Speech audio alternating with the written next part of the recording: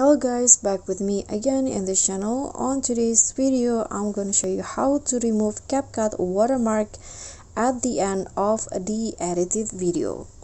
So if you guys know that if you start a new project on CapCut, there will be an end credit scene or an watermark at the end of the video, like this.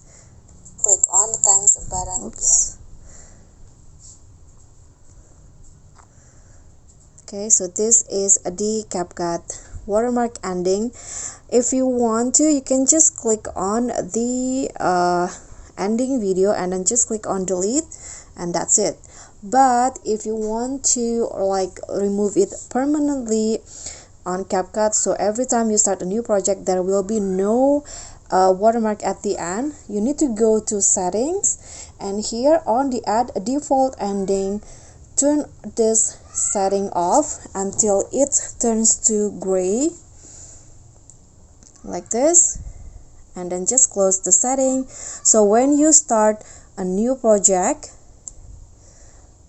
okay, so when you start a new project like this, when you go to the end, there will be no watermark at the end of the project.